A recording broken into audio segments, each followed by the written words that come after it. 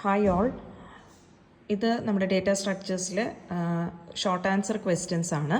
First എന്ന് പറയുന്നത് what is row major and column major memory layout, how do they apply to 2D array storage. അപ്പോൾ അതിൻ്റെ points എന്ന് പറയുന്നത് നമ്മൾ രണ്ട് കോളത്തിലായിട്ട് എഴുതാം, row major order and column major order. First എന്ന് പറയുന്നത് എലമെൻറ്റ്സ് ഓഫ് ഈച്ച് റോ എങ്ങനെയാണ് സ്റ്റോർ ചെയ്തിരിക്കുന്നതെന്നാണ്. Elements of each row stored continuously. മറ്റേടത്തും elements of each column stored continuously. അത് യൂസ് ചെയ്തിരിക്കുന്നത് C++, പൈത്തണിലാണ്. അടുത്തത് ഫോർട്രാനിലും മാറ്റ്ലാബിലും ആറിലും യൂസ് ചെയ്തിരിക്കുന്നു. പിന്നെ ഒരു എക്സാമ്പിൾ കാണിച്ചിരിക്കുകയാണ്. എക്സാമ്പിളിൽ നിങ്ങൾ ആ 3x3 ടേബിളിലേക്ക് നോക്കുക. ഫസ്റ്റ് റോ മേജറിൽ 1, 2, 3 എന്ന് പറയുന്ന റോ ആദ്യം സ്റ്റോർ ചെയ്യും, അടുത്ത റോ അടുത്ത സ്റ്റോർ ചെയ്യും, അടുത്ത 7, 8, 9 ആണ് ലാസ്റ്റത്തെ 3 എലമെൻസിൽ നമ്മൾ സ്റ്റോർ ചെയ്തിരിക്കുന്നത്. കോളം വൈസ് ആകുമ്പോൾ ഫസ്റ്റ് കോളം ആദ്യം സ്റ്റോർ ചെയ്യും 1, 4, 7, പിന്നെ 2, 5, 8 അടുത്ത കോളം സ്റ്റോർ ചെയ്യും, അടുത്തത് 3, 6, 9 സ്റ്റോർ ചെയ്യും. പിന്നെ നമുക്ക് പോയിന്റ്സ് ആയിട്ട് എഴുതാം. Elements of same row are adjacent in memory, മറ്റേത് elements of same column are adjacent in memory. പിന്നെ എവിടെയാണ് ഇത് യൂസ് ചെയ്യുന്നതെന്ന് എഴുതാം. മെട്രിക്സിൽ യൂസ് ചെയ്യുന്നു, ലാസ്റ്റ് സ്റ്റാറ്റിസ്റ്റിക്കൽ കമ്പ്യൂട്ടിങ്ങിൽ യൂസ് ചെയ്യുന്നു. നെക്സ്റ്റ് നമുക്ക് ഒരു അൽഗോരിതം ഒരു small algorithm to count the number of occurrences of a word in a linked list. അപ്പോൾ നമ്മൾ എന്താണ് ചെയ്യുന്നതെന്ന് വെച്ചാൽ, ഇപ്പോൾ സപ്പോസ് നമുക്ക് ക്യാറ്റ് എന്ന് പറഞ്ഞൊരു വേർഡ് എത്ര പ്രാവശ്യം ഒക്കർ ചെയ്യുന്നു എന്ന് നമുക്ക് കാണണം. അപ്പോൾ നമുക്കിവിടെ കാണാൻ നമ്മളൊരു ലിങ്ക് ലിസ്റ്റിൻ്റെ ഫിഗർ ഉണ്ട്. അതിനകത്ത് നമുക്ക് 2 times ആണ് ഉള്ളതെന്ന് നമുക്ക് മനസ്സിലായി. അപ്പോൾ ഇത് നമ്മൾ പ്രോഗ്രാം എങ്ങനെ എഴുതും? നമ്മൾ ആദ്യം കൗണ്ട് വേർഡ് എന്ന് പറഞ്ഞൊരു ഫംഗ്ഷൻ എഴുതുക. എന്നിട്ട് ആദ്യം നമ്മൾ കൗണ്ട് നമ്മൾ 0 ആക്കി വെക്കുക. അതിന് നമ്മൾ റീഡ് ദ വേർഡ് എന്ന് എഴുതുക. റീഡ് ദ വേർഡ് എന്ന് എഴുതുക. അപ്പോൾ വേർഡിനകത്ത് ഇപ്പോൾ ക്യാറ്റ് ഉണ്ട്. ഇനി അത് കഴിഞ്ഞ് നമ്മുടെ ലിങ്ക്ഡ് ലിസ്റ്റ് കാണിച്ചിരിക്കുകയാണ്. അപ്പോൾ ലിങ്ക്ഡ് ലിസ്റ്റ് എന്ന് പറഞ്ഞു കഴിഞ്ഞാൽ ഒരു ഹെഡിൽ നിന്നാണ് തുടങ്ങുന്നത്. അപ്പോൾ ഹെഡ് നമുക്ക് നീക്കാൻ പറ്റില്ലാത്തതുകൊണ്ട് നമ്മൾ ടെമ്പ് എന്ന് പറഞ്ഞൊരു പോയിന്ററിനെ ഹെഡിലോട്ട് പോയിന്റ് ചെയ്യിപ്പിക്കും. എന്നിട്ട് ഇത് ടെമ്പ് എത്ര പ്രാവശ്യം പോകണം? ടെമ്പ് ഫുള്ളും റീഡ് ചെയ്യണം, ലിങ്ക്ഡ് ലിസ്റ്റ് ഫുള്ള് റീഡ് ചെയ്യണം.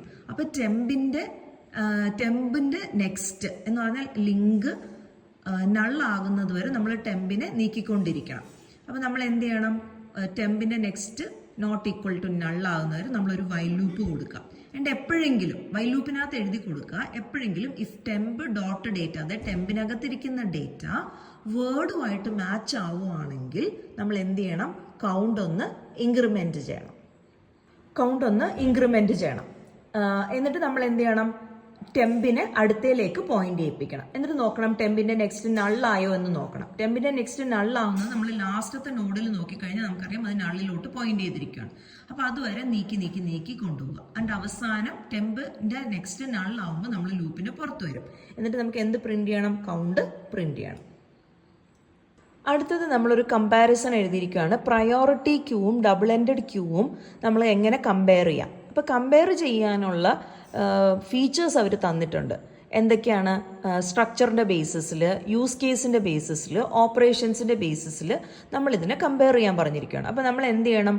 നമുക്ക് വേണ്ടുന്ന നമ്മൾ എന്തൊക്കെയാണ് നമ്മുടെ ഫീച്ചേഴ്സ്, ബേസിക് സ്ട്രക്ചർ എന്താണെന്നും അതാണ് ഫസ്റ്റ് കോളത്തിൽ കാണാം. പിന്നെ ഓപ്പറേഷൻസിൻ്റെ ബേസിസിൽ നമ്മൾ ഇതിനെ കമ്പയർ ചെയ്യണം. പിന്നെ യൂസ് കേസിൻ്റെ ബേസിസിൽ നമ്മൾ ഇതിനെ കമ്പയർ ചെയ്യണം. പിന്നെ കോംപ്ലക്സിറ്റിയുടെ ബേസിസിൽ നമ്മൾ ഇതിനെ കമ്പയർ ചെയ്യണം. അപ്പം ബേസിക് സ്ട്രക്ചർ എന്ന് പറഞ്ഞാൽ പ്രയോറിറ്റിയുടെ നമുക്കെല്ലാം അറിയാം എന്താണ്. പ്രയോറിറ്റിക്കാണ് ഇമ്പോർട്ടൻസ്.